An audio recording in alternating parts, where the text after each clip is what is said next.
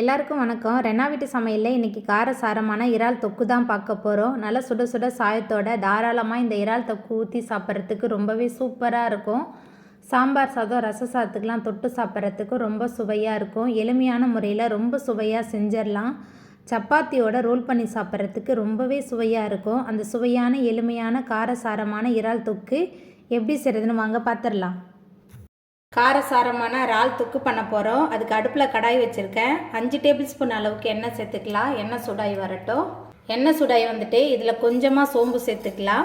சோம்பு நல்லா பொரிய ஆரம்பிச்சிருச்சு. பொடியாக நறுக்குன 25 சின்ன வெங்காயம் சேர்த்துக்கலாம். கூடவே பொடியாக நறுக்குன பழுத்த தக்காளி 2, கீரி வச்ச 2 பச்சை மிளகாய் சேர்த்துக்கலாம். சேர்த்துட்டு நல்லா கலந்து விட்டு வதக்கி விட்டுடலாம். வெங்காயம் தக்காளி நல்லா வதங்கி வர்றதுக்காக கொஞ்சமாக கல்லுப்பு சேர்த்துக்கலாம். கல்லுப்பு சேர்த்து நம்ம வதக்கும் போது வெங்காயம் தக்காளி சீக்கிரமாகவே வதங்கி வந்துடும்.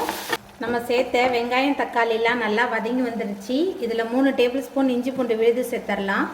இஞ்சி பூண்டோட பச்சை வாசனை போகிற அளவுக்கு நல்லா கலந்து விட்டு வதக்கிடலாம். சின்ன வெங்காயம் தக்காளி நல்லா வதங்கி இஞ்சி பூண்டோட பச்சை வாசனை போயிடுச்சு. அதுக்கப்புறமா இதில் மசாலா தூள்லாம் சேர்த்துக்கலாம். 1 டேபிள் ஸ்பூன் காரமான குழம்பு மிளகாய் தூள் சேர்த்துருக்கேன். 1/2 ஸ்பூன் மஞ்சள் தூள் சேர்த்துக்கலாம்.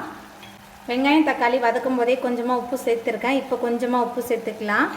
காரெல்லாம் உங்களுக்கு எவ்வளோ வேணுமோ உங்களுக்கு தகுந்த மாதிரி நீங்கள் சேர்த்துக்கோங்க. ஏன்னா பச்சை மிளகாய் வேறு சேர்த்துருக்கேன். மசாலா தூள் எல்லாத்தையும் சேர்த்துட்டு நல்லா கலந்து விட்டு வதக்கி விட்டுடலாம். மசாலா தூள்லாம் சேர்த்துட்டு நல்லா கலந்து விட்டு வதக்குனதுக்கப்புறமா இதில் நம்ம சுத்தம் பண்ணி வச்சுருக்கிற இறால் சேர்த்துக்கலாம். மஞ்சத்தூள் சேர்த்து க்ளீன் பண்ணி வச்சுருக்கேன். இறால் சேர்த்துட்டு நல்லா கலந்து விட்டு வதக்கி விட்டுடலாம். தண்ணிலாம் எதுவுமே சேர்க்க வேணாம். இந்த வெங்காயம் தக்காளி அதுக்கப்புறம் இந்த இறாலில் உள்ள தண்ணியிலேயே இது நல்லா வதங்கி வந்துடும்.